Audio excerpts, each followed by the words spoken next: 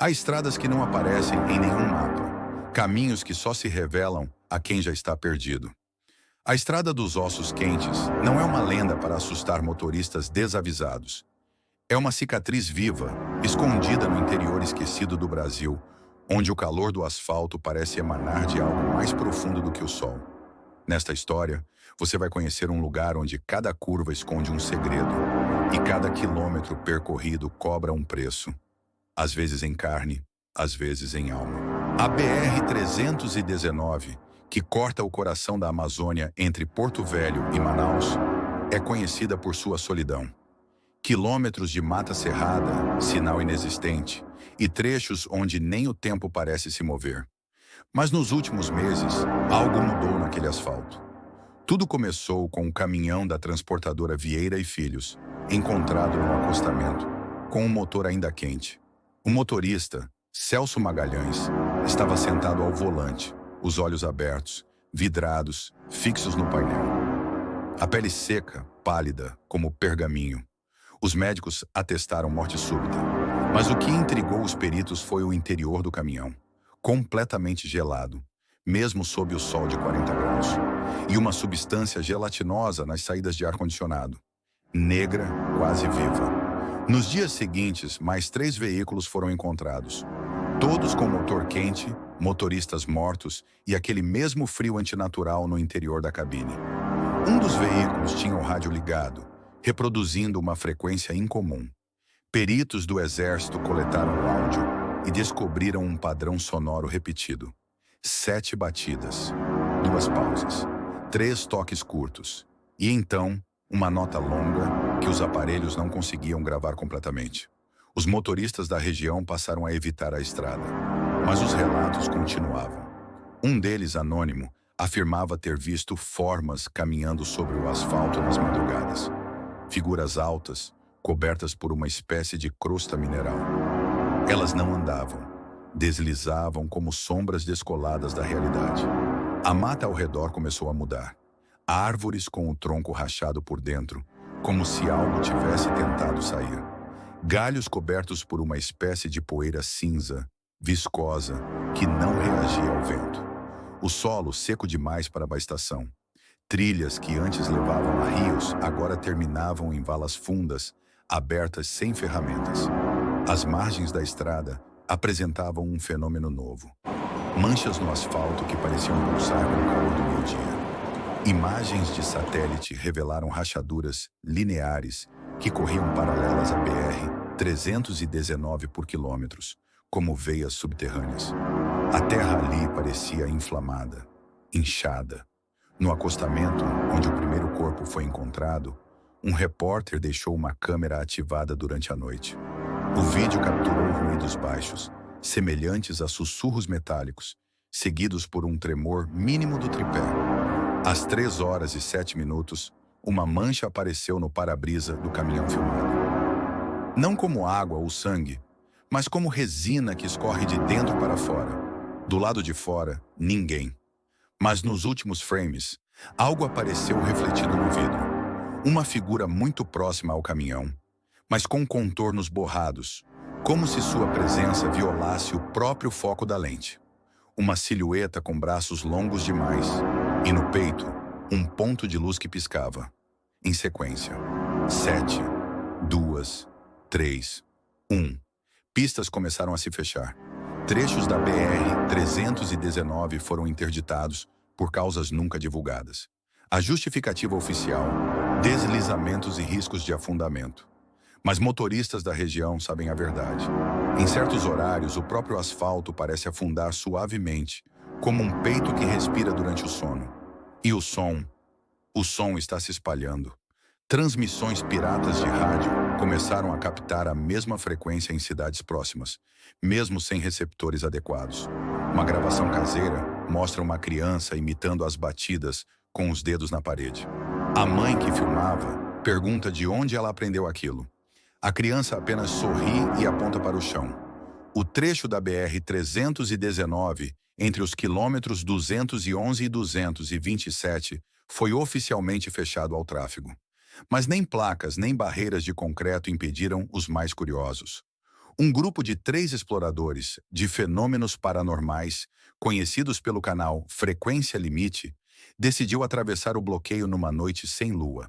A filmagem, recuperada semanas depois por uma equipe de resgate, foi editada pela polícia antes de ser arquivada. Mas um trecho vazou.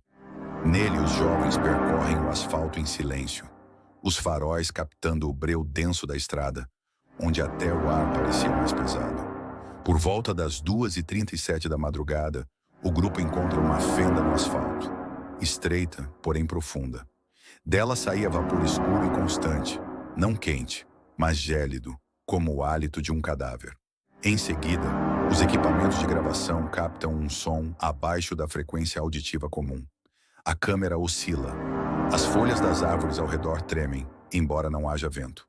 E um deles, sem motivo aparente, cai de joelhos, com as mãos no peito, respirando como se o ar tivesse se tornado líquido.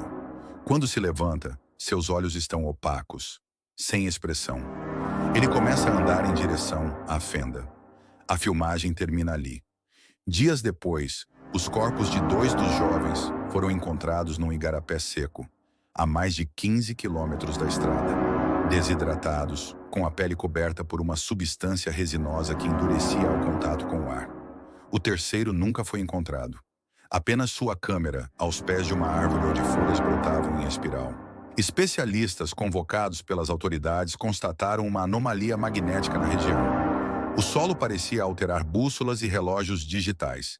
Animais evitavam o trecho, e os drones usados para sobrevoar o local caíam sem explicação a exatamente 7 metros da fenda.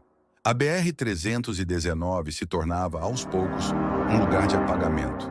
Não como um incêndio, mas como um vazio consciente, que apagava memórias, rastros e até tempo. Relógios paravam, rádios tocavam ruídos indecifráveis. Algumas pessoas alegavam ter passado por ali em 5 minutos, o que deveria levar 1 hora. Outras diziam não lembrar de ter dirigido por ali, mesmo com combustível e quilometragem indicando o contrário. Enquanto isso, as manchas no asfalto cresciam, não só em extensão, mas em profundidade. Algumas chegavam a engolir pneus inteiros. E não era terra o que havia ali, mas algo mineral e orgânico que respirava. Em cidades próximas, como Humaitá, moradores começaram a relatar sonhos em comum. Uma estrada interminável de onde corpos emergiam do chão, não para pedir socorro, mas para oferecer algo. Um fragmento, uma partícula negra. Quem aceitava, acordava febril, com a pele fria e a mente repetindo o padrão. 7 batidas, 2 pausas, 3 toques, uma nota longa. Em uma dessas noites, um tremor leve atingiu a região, suficiente para abrir uma nova fenda na lateral da rodovia. De lá emergiu uma estrutura parcialmente enterrada, feita de um metal escuro e poroso, como ossos fossilizados fundidos ao concreto.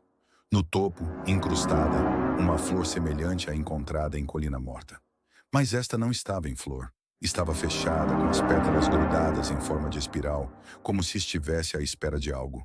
Mais ao norte, na fronteira do Pará, trabalhadores de uma mina abandonada escutam sons idênticos vindo do subsolo. O padrão se repete, e agora começam a aparecer em sonhos de pessoas que nunca estiveram na rodovia. Algo não está mais apenas ali, está se espalhando. Na madrugada do solstício, um motorista de ônibus intermunicipal foi encontrado morto sentado ao volante, os olhos secos como vidro fosco. O ônibus estava vazio. A última parada havia sido registrada horas antes, numa vila que não aparecia em nenhum mapa. No GPS, o trajeto simplesmente terminava, como se a estrada ali desaparecesse da realidade. Ao lado do corpo, colado no painel com uma substância resinosa, havia um papel escrito à mão. Nele apenas 3 palavras. Ela está abrindo. As câmeras da empresa gravaram a última meia hora do trajeto. O vídeo mostra uma estrada normal, até que o céu começa a escurecer, mesmo ainda sendo dia. O asfalto parece se mover, não como se fosse líquido, mas como se respirasse. Subia, descia, palpitava. Os postes de luz curvavam-se suavemente, como se dobrassem a cabeça diante de algo que se erguia. Às 3 horas e 3 minutos, uma estrutura irrompe do solo a 20 metros do ônibus. Um pilar de pedra negra, espinhento, envolvido por raízes mineralizadas. No topo, a flor, aberta, pulsante, viva. De seu interior, uma fumaça escura se eleva. Não se espalha, se direciona. Ela escolhe para onde ir. E quando toca o para-brisa do ônibus, ele trinca em espiral. Nos dias seguintes, relatos semelhantes surgem em locais distantes. Postos de gasolina no meio do nada, trilhas de pescadores no interior do Pará, até mesmo no subsolo de edifícios antigos em Belém. Locais esquecidos, abandonados, mas conectados por algo que ninguém consegue explicar. Os padrões sonoros agora surgem em caixas de som desligadas, em batimentos cardíacos durante cirurgias, em transmissões de rádio entrecortadas no meio do mar. Pessoas relatam ouvir chamados durante o sono, vindos não do céu, nem do futuro, mas do chão. E em todos esses locais a mesma coisa é encontrada. Pedras ovais, rachadas, negras, como sementes. Elas brotam do solo, não são enterradas. Em Manaus, uma mulher grávida começa a sonhar com uma estrada que se enrola sobre si mesma. Em seus ultrassons, os batimentos do feto imitam o padrão de 7, 2, 3.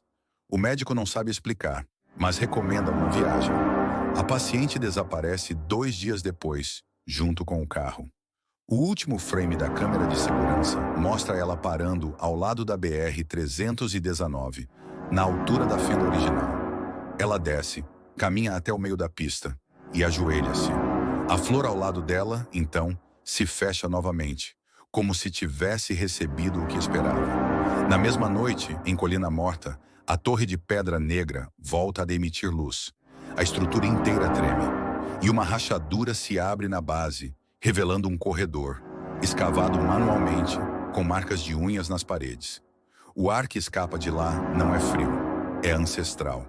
A BR-319 permanece interditada, mas o que veio debaixo dela não precisa mais da estrada. O asfalto foi apenas o início. Aqueles que ousaram entrar na estrada dos ossos quentes raramente voltaram os mesmos. Alguns retornaram calados, outros delirando, mas todos com o olhar vazio de quem viu mais do que o mundo deveria permitir. Não é apenas o calor que consome ali. É a presença silenciosa de algo ancestral. Algo que se alimenta do medo e do sangue dos que insistem em desafiar seus domínios. A estrada permanece, imóvel, esperando o próximo passo em falso, o próximo farol aceso na noite errada. E enquanto o tempo passa, os ossos vão se acumulando debaixo do asfalto, cada um fervendo em silêncio. Há quem diga que em noites muito quentes é possível ouvir o estalo dos ossos se partindo, como se a estrada respirasse. Mas ninguém escuta por muito tempo. Não se vive tempo suficiente ali.